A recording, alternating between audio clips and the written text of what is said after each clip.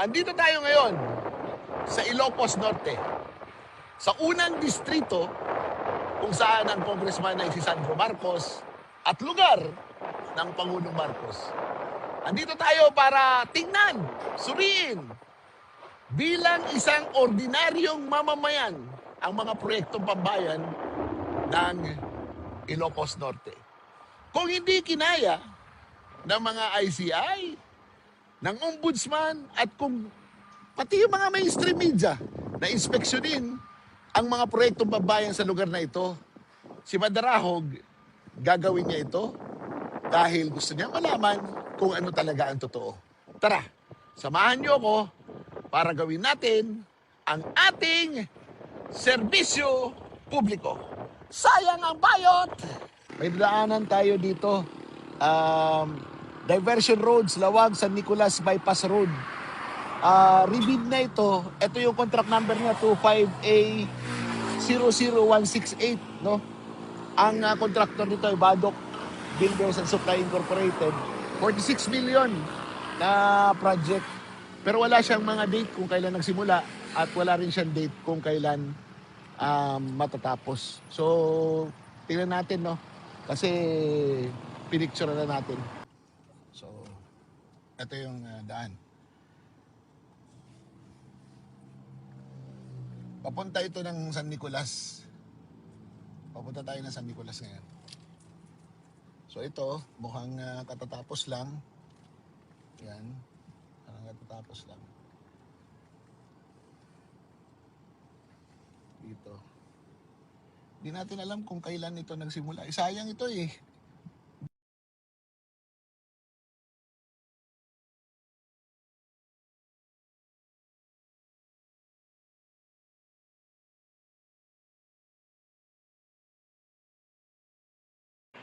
Matapos ang 5 araw, natapos din natin yung ating misyon, no? Na pagkuha ng mga ebidensya, video, picture sa mga flood control projects at iba pang mga proyekto ng DPWH sa Ilocos Norte. So ngayon, papalabas na tayo ng Ilocos Norte. Maraming salamat po sa ating ama na binantayan tayo, sa ating seguridad, at higit sa lahat, sa wisdom, no?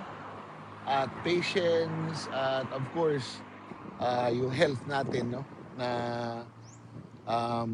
yung experience ko na marami experience na hindi rin kanais-nais, pero ayan, natapos din, nakapag-document tayo. At sana, no?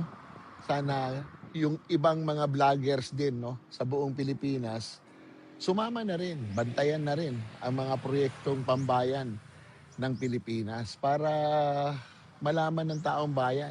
Sa taong bayan tayo magsumbong. Sa taong bayan tayo may utang na loob.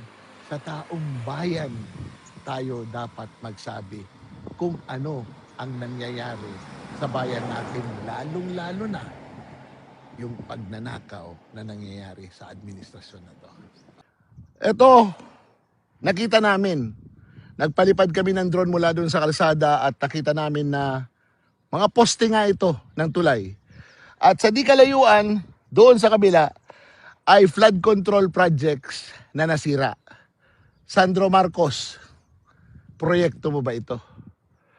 Bakit walang gumagawa? Bakit nakatiwangwang pa rin?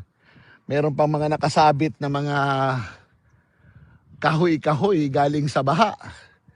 At yung nasira na flood control project ay parang hindi naman ginagawa. Sino ba ang kontraktor nito, Sandro Marcos? Ito ay nasa distrito mo. Kung hindi ikaw ang nag-implement nito, sino? Ituro mo at magpaliwanag kayo. Kaya nga gusto namin si Vince Dizon ang pumupunta dito. Hindi yung mga kengkoy na mga vlogger ninyo. Kasi kung sila ang pumunta dito, sasabihin nila, ito ay kalahating face pa lang. Hindi pa ito phase 1. Kasi yung phase 1 nila, poste. Ito, hindi pa ito poste. Kalahating poste pa lang ito. Di ito kalahating phase pa lang. Oh, kasi yun ang mga paliwanag nila eh. Kabubuhan eh. Oh, kaya ang pakiusap namin, ang pakiusap ko, at kung pwede, shout out kay Secretary Vince Dizon. Pumunta ka dito sa Ilocos Norte, marami kang makikita mga proyekto na hindi pa tapos, hindi ginagawa, hindi ginagalaw, at higit sa lahat, sinasayang ang pera ng taong bayan.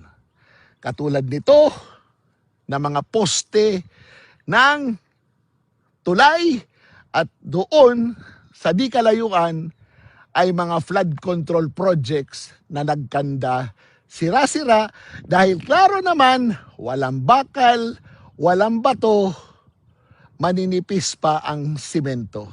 O paano? Pinahihirapan ba kami? O pinahihirapan tayong mga Pilipino? Hindi kami magsasawang gawin ito. Hindi kami magsasawang maghanap ng mga ganito. Dahil kung walang gagawa ng ganito, sino pa ang pwede nating asahan na magsumbong sa taong bayan sa katarantaduhan sa pondo ng Pilipinas? O paano? Sayang ang bayot!